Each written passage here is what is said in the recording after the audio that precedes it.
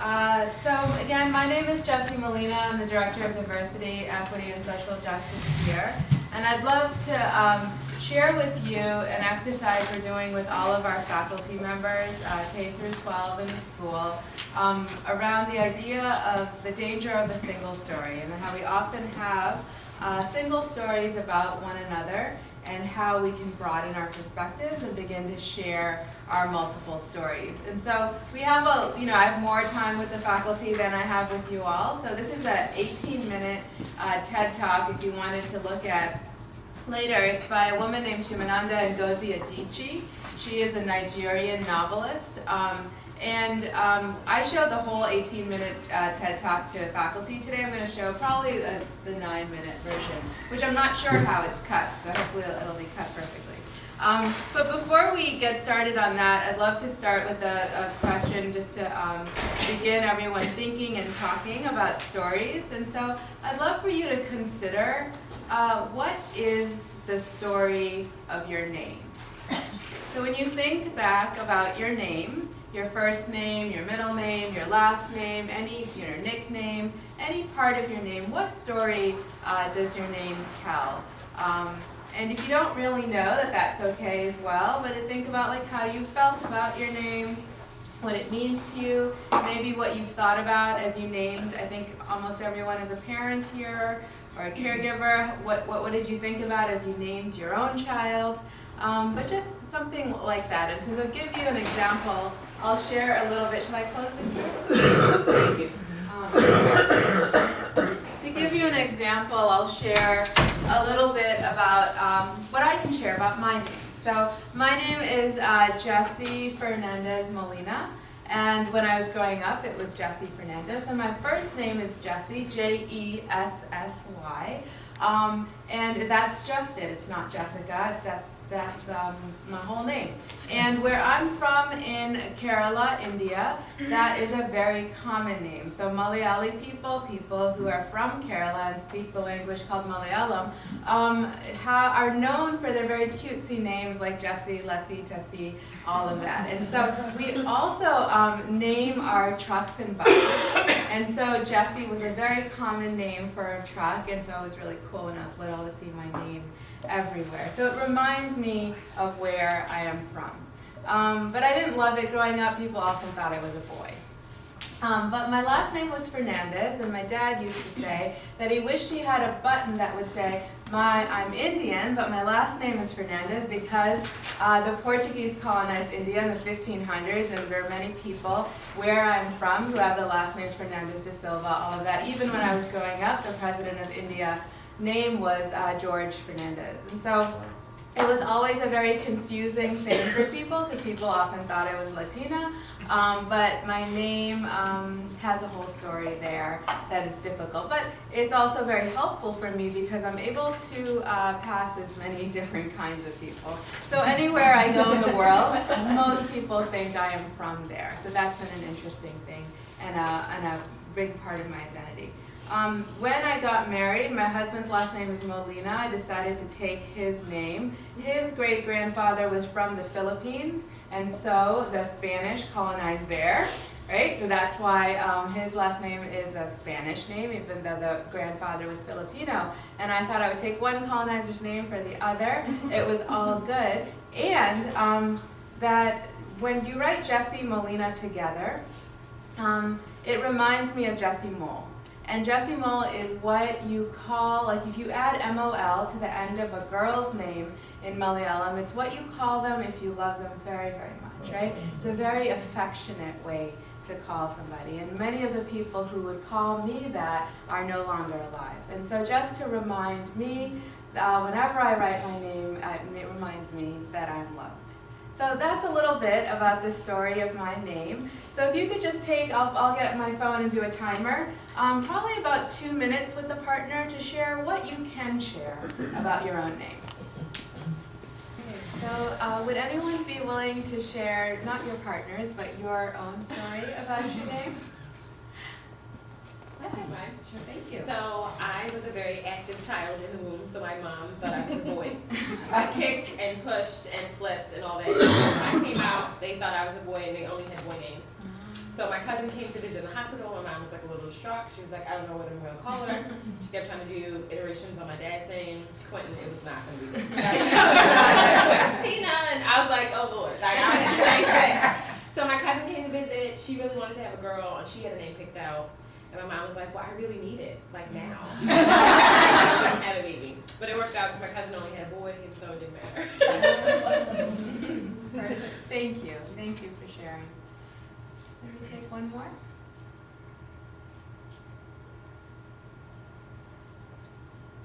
Anyone else?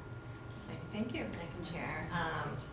So Kamini, I never really liked my name growing up because I grew up in South Carolina. My parents are from India also, and so everyone would say Kamini or just not be, kind of get afraid to try to pronounce it. And then I sort of grew into liking it later in life. My last name is Reddy, and it's actually very, very common in South India, and a lot of people think it's, you know, they're wondering why it's, they don't really expect an Indian to have the last name Reddy also. So, but it is very common in India. So. Thank you. Thank you. Were you about to say something else? That's just the short version. There's a lot more there. Yeah. Thank you. Thanks for sharing that. So, how did it feel to do that exercise? Any thoughts? I think if you liked your name, Yeah. it felt great. Yeah. Right. Yeah. That's probably the first time I ever talked about my name, Uh-huh. and almost like a weight lifting off my shoulders, because there are things I didn't like about my maiden name. So, yeah. Got to be able to share that. Yeah. Any other thoughts? So what it felt like from up here is that there's a lot of energy in the room, and there's a lot of kind of wanting to share and wanting to listen. And I think that that's the power of storytelling, is that people, it draws you in. Right? Human beings are wired for stories. That's how we learn. And so all of our teachers, that's what they're doing all day, right? They're telling stories about math, about history, about chemistry, because that's how our brains are wired to learn.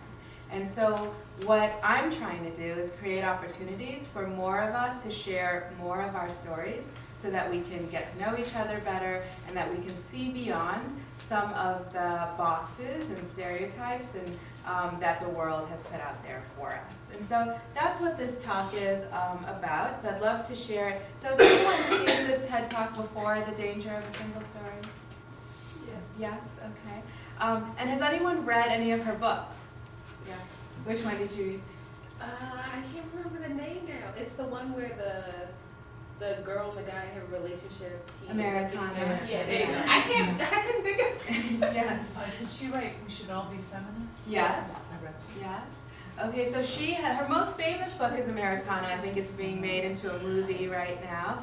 But We Should All Be Feminists is a very short letter to her daughter, 50 pages. You can read it very quickly. But yeah, so she's a novelist.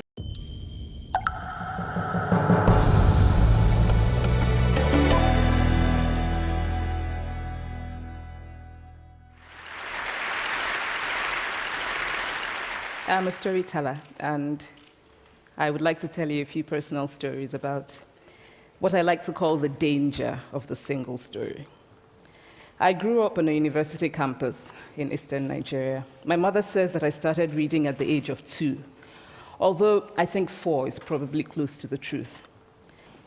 So I was an early reader, and what I read were British and American children's books. I was also an early writer. And when I began to write at about the age of 7, stories in pencil with crayon illustrations that my poor mother was obligated to read, I wrote exactly the kinds of stories I was reading. All my characters were white and blue-eyed. They played in the snow. They ate apples.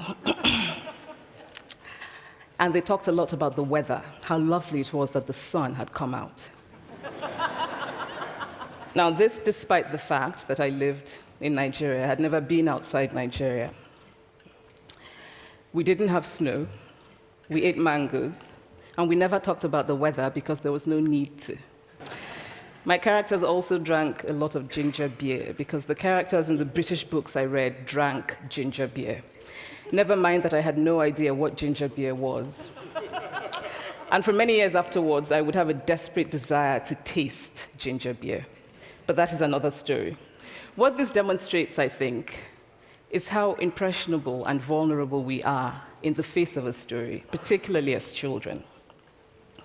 Because all I had read were books in which characters were foreign, I had become convinced that books, by their very nature, had to have foreigners in them and had to be about things with which I could not personally identify. Now, things changed when I discovered African books. There weren't many of them available, and they weren't quite as easy to find as the foreign books, but because of writers like Chinua Achebe and Kamara Laye, I went through a mental shift in my perception of literature.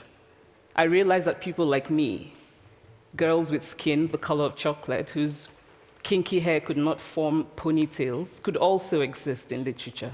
I started to write about things I recognized. Now, I loved those American and British books I read.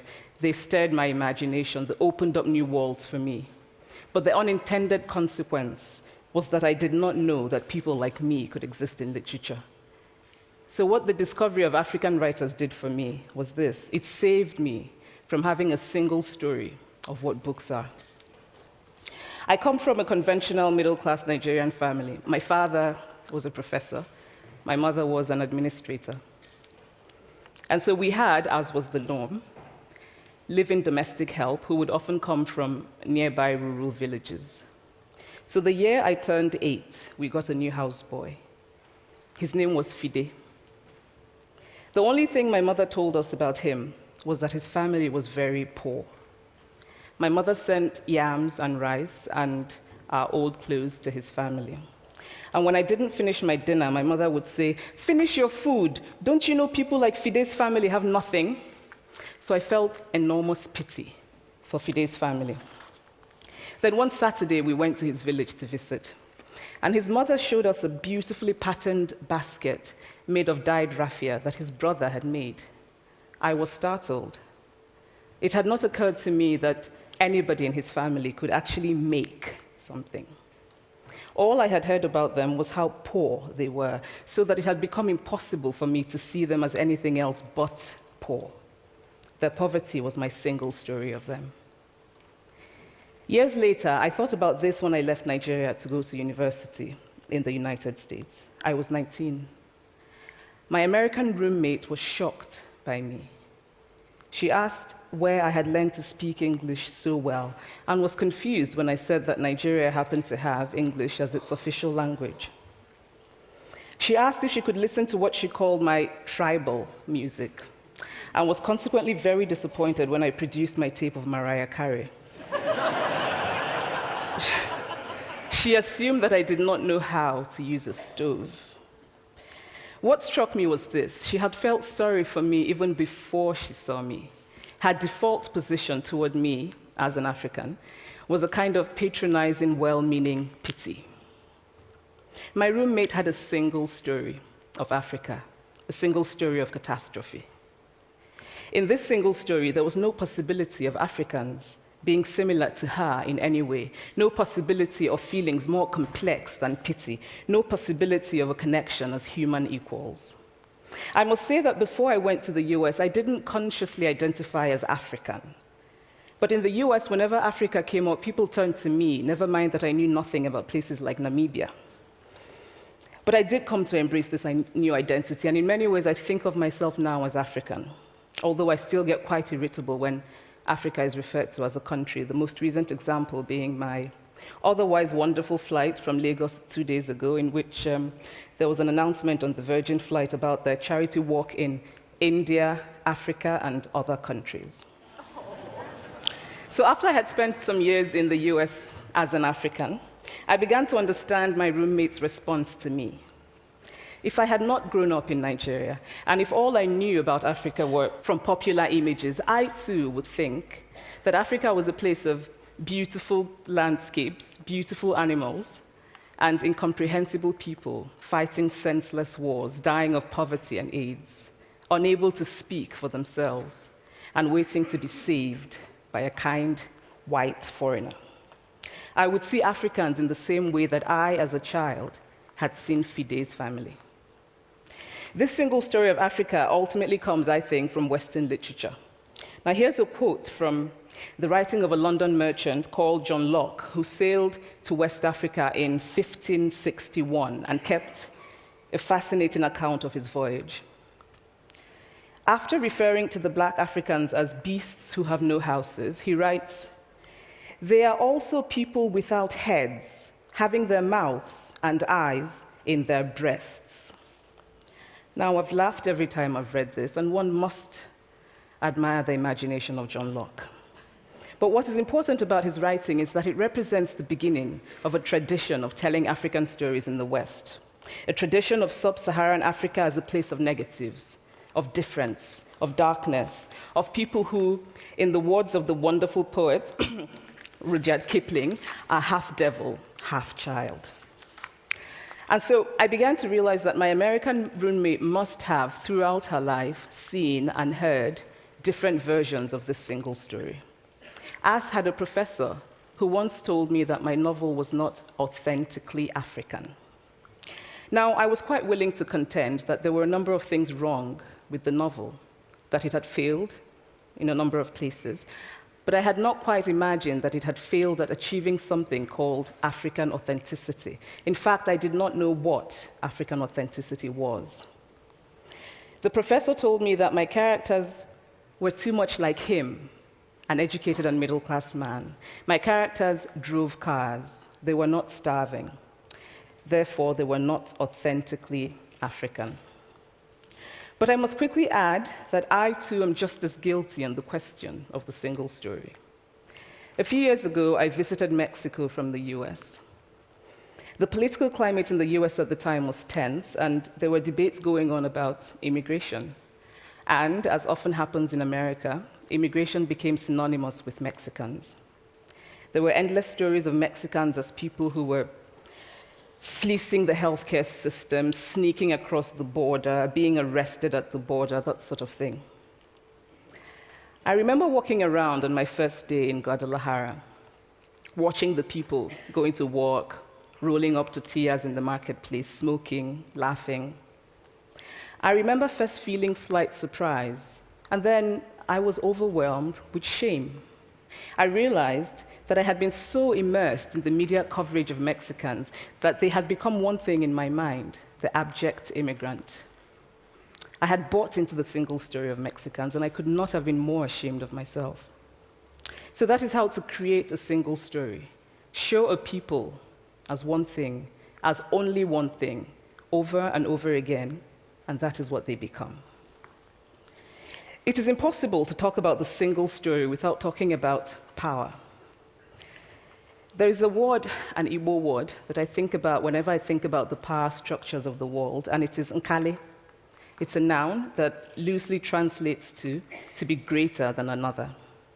Like our economic and political worlds, stories too are defined by the principle of nkali. How they are told, who tells them, when they are told, how many stories are told, are really dependent on power. Power is the ability not just to tell the story of another person, but to make it the definitive story of that person. The Palestinian poet Mourid Barghouti writes that if you want to dispossess a people, the simplest way to do it is to tell their story and to start with secondly. Start the story with the arrows of the Native Americans and not with the arrival of the British, and you have an entirely different story. Start the story with the failure of the African state and not with the colonial creation of the African state, and you have an entirely different story. I recently spoke at a university where a student told me that it was such a shame that Nigerian men were physical abusers like the father character in my novel. I told him that I had just read a novel called American Psycho, and that it was such a shame that young Americans were serial murderers. Now,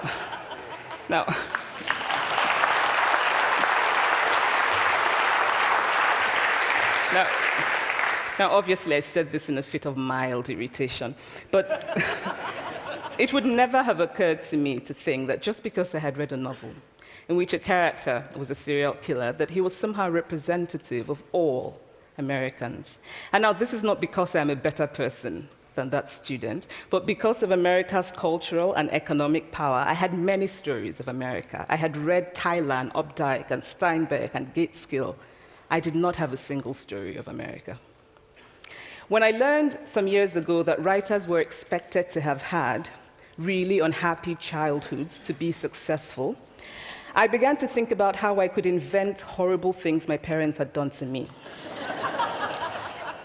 But the truth is that I had a very happy childhood, full of laughter and love, in a very close-knit family. But I also had grandfathers who died in refugee camps. My cousin, Polly, died because he could not get adequate health care. One of my closest friends, Ukuloma, died in a plane crash because our fire trucks did not have water. I grew up under repressive military governments that devalued education so that sometimes my parents were not paid their salaries. And so as a child, I saw jam disappear from the breakfast table. Then margarine disappeared. Then bread became too expensive. Then milk became rationed. And most of all, a kind of normalized political fear invaded our lives. All of these stories make me who I am. But to insist on only these negative stories is to flatten my experience and to overlook the many other stories that formed me. The single story creates stereotypes, and the problem with stereotypes is not that they are untrue, but that they are incomplete. They make one story become the only story. Of course, Africa is a continent full of catastrophes, the immense ones, such as the horrific rapes in Congo, and depressing ones, such as the fact that 5,000 people apply for one job vacancy in Nigeria. But there are other stories that are not about catastrophe, and it is very important, it is just as important to talk about them. I've always felt that it is impossible to engage properly with a place or a person without engaging with all of the stories of that place and that person. The consequence of the single story is this: it robs people of dignity. It makes our recognition of our equal humanity difficult. It emphasizes how we are different rather than how we are similar. So what if before my Mexican trip, I had followed the immigration debate from both sides, the US and the Mexican? What if my mother had told us that Fide's family was poor and hardworking? What if we had an African television network that broadcast diverse African stories all over the world, what the Nigerian writer Chinua Achebe calls a balance of stories? What if my roommate knew about my Nigerian publisher, Mukhtar Bukhari, a remarkable man who left his job in a bank to follow his dream and start a publishing house? Now, the conventional wisdom was that Nigerians don't read literature. He disagreed. He felt that people who could read would read if you made literature affordable and available to them. Shortly after he published my first novel, I went to a TV station in Lagos to do an interview. And a woman who worked there as a messenger came up to me and said, "I really liked your novel. I didn't like the ending. Now you must write a sequel, and this is what will happen." And she went on to tell me what to write in the sequel. Now, I was not only charmed, I was very moved. Here was a woman, part of the ordinary masses of Nigerians who were not supposed to be readers. She had not only read the book, but she had taken ownership of it and felt justified in telling me what to write in the sequel. Now, what if my roommate knew about my friend, Fumi Yonda, a fearless woman who hosts a TV show in Lagos and is determined to tell the stories that we prefer to forget? What if my roommate knew about the heart procedure that was performed in the Lagos hospital last week? What if my roommate knew about contemporary Nigerian music, talented people singing in English and Pidgin and Igbo and Yoruba and Ijo, mixing influences from Jay-Z to Fela to Bob Marley to their grandfathers? What if my roommate knew about the female lawyer who recently went to court in Nigeria to challenge a ridiculous law that required women to get their husband's consent before renewing their passports? What if my roommate knew about Nollywood, full of innovative people making films despite great technical odds? Films so popular that they really are the best example of Nigerians consuming what they produce. What if my roommate knew about my wonderfully ambitious hair braider who has just started her own business selling hair extensions? Or about the millions of other Nigerians who start businesses and sometimes fail, but continue to nurse ambition? Every time I am home, I'm confronted with the usual sources of irritation for most Nigerians: our failed infrastructure, our failed government, but also by the incredible resilience of people who thrive despite the government rather than because of it. I teach writing workshops in Lagos every summer, and it is amazing to me how many people apply, how many people are eager to write, to tell stories. My Nigerian publisher and I have just started a nonprofit called Farafina Trust, and we have big dreams of building libraries and refurbishing libraries that already exist and providing books for state schools that don't have anything in their libraries, and also of organizing lots and lots of workshops on reading and writing for all the people who are eager to tell our many stories. Stories matter. Many stories matter.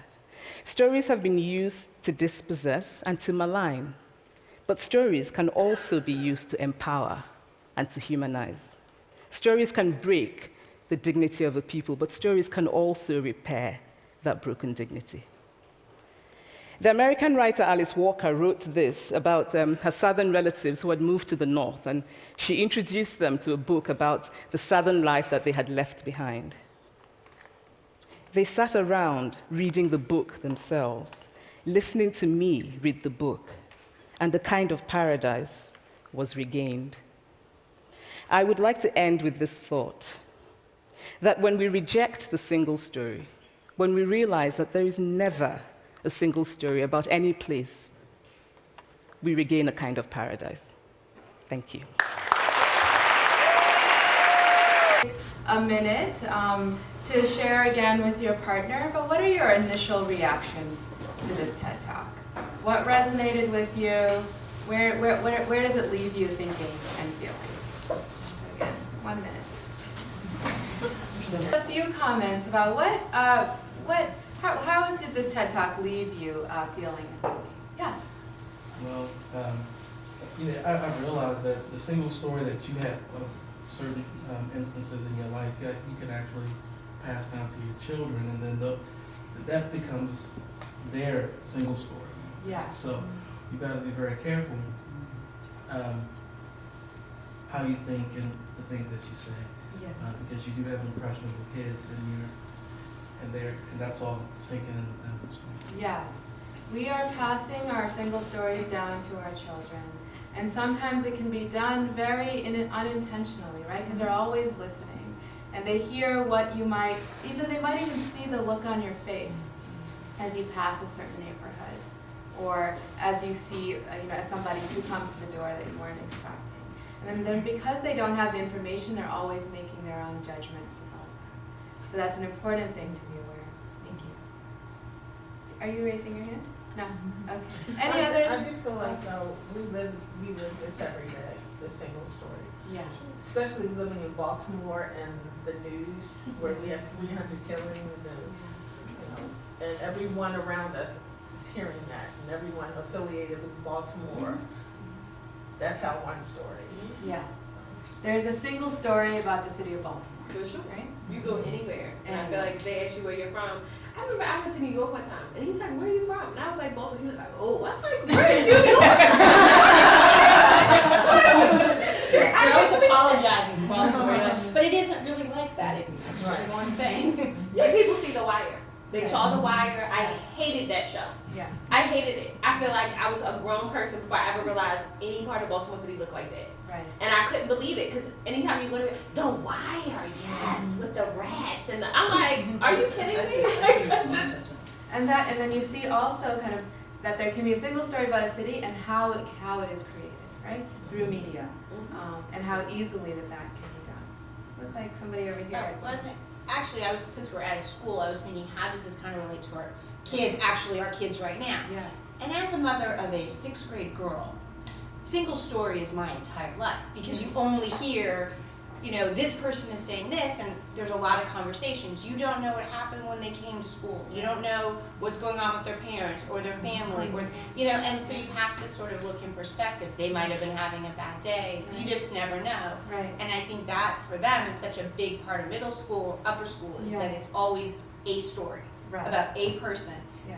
at 30 seconds. Right. And there's nothing, no context, there's nothing else that happens. And that's exactly why it's so important to have what Adichie calls the balance of stories. So she tells an anecdote here about, you know, she wrote a book called Purple Hibiscus, in which there was an abusive father.